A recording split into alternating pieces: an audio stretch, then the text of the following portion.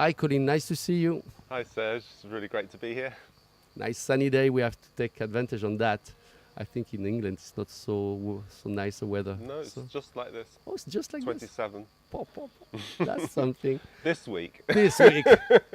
Okay. No, we know each other since a long time, and we work together more than 25 years almost.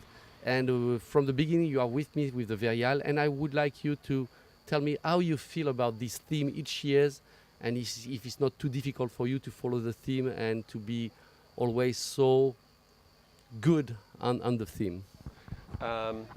What I like about it is that you positively encourage us, the artists, to work on something new, not just to carry on doing what we normally do, but to think of address a new concept for your exhibition.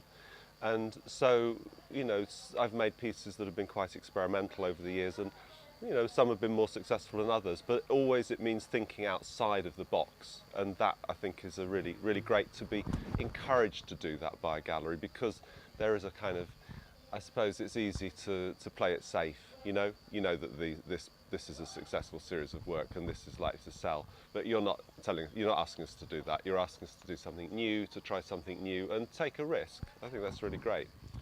And about that, I just would like you to explain how you come to make all these pieces, where the meaning and your approach, your personal approach artistically.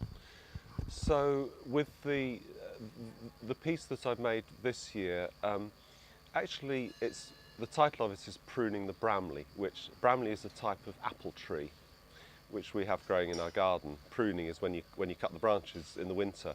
And so the idea for the piece came, I knew what the theme was, and I sort of take some time to think about it. And I was just in the garden in the winter, up the apple tree, cutting the branches, and thinking, I wonder if this is something that I can use for my piece for Serge next year. And then, once I started the idea, I was cutting the tree, but my real mental process was thinking about, well, how can I use this? What kind of piece could I make with what I find here? And that's kind of how I work a lot. I like to find things that are just part of my life, everyday objects, books, vegetables, just things that we encounter in everyday life, and then make something completely new out of them. And so that idea came just from a sort of simple activity that I was doing at home over the weekend. And then the idea came of actually, well, using that as a starting point for a piece of work, and that's how this piece came about. And what about selling? What the meaning? Because you sell quite a bit, and I think it's a need for you. But would you please develop a little bit about that? And this help you to create? Yes. Well, when I go sailing, and I really love to be at sea, often by myself, and away from the kind of distractions of just 21st century life. It's so busy with all our kind of mobile phones and computers and communication all the time. There's so many distractions, and so to get out to sea away from all of that, it means I can clear my head and think about something that it's still quite challenging, but it's on a different level. It's to do with the elements and working with the wind and the waves to in order to get where I want to go, and also to stay alive. And so when I'm sailing, I'm not thinking about my work. I'm not thinking, what's my next piece of work going to be like, but it makes space in my head. So about 3 years ago I started with a completely new series of work that was a big shift from what I've been doing for several years, of the colour saturation. That new body of work came after I'd taken 3 months off and sailed to the Azores and had a lot of time alone and a lot of time out at sea. And I really wasn't thinking about my work, but it gave me a kind of a mental space that when I came back I was really ready to make quite a big step and to really change and to try something very different. And I didn't even think about that at the time, but when it was only afterwards when I looked back and I thought, oh my God, that whole change happened immediately after I've been on that long sailing trip. So it's pretty important.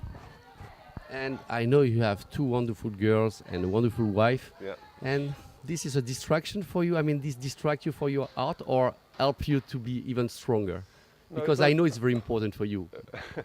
I wouldn't say it distracts me because, you know, as an artist, you're working with the material that you work with is your life, it's your experiences, and that's just a really, really important part of my life. So everything in my life kind of feeds into my work, and what I express comes from, you know, who I am, and that's really part of who I am. So no, I wouldn't say it's a distraction. I'd say it's actually a huge support, and also in terms of that, because my girls have grown up with my work, and you know they're very familiar with what I do and with my studio. They've come in, you know, as children, and Mikkola, my partner, she's also, you know, it's like our life together. It's all bound up in it.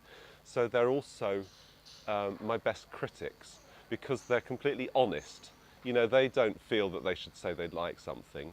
And I wait, you know, when I come up with a new piece of work, I put it in the studio, and I really want them to come in and look at it, and I don't say anything, and they sort of look at it, and sometimes they really like it, and sometimes, well, you know, they're pretty critical, and they're more, they don't feel that they have to kind of be nice to me or something. They just say what they think, and I really, really listen to them. I really value the feedback that I get from them, so they kind of have really, really helped me in that way. I know your family is fantastic and you are a fantastic artist. Thank you, Colin. Thank you so much, Serge.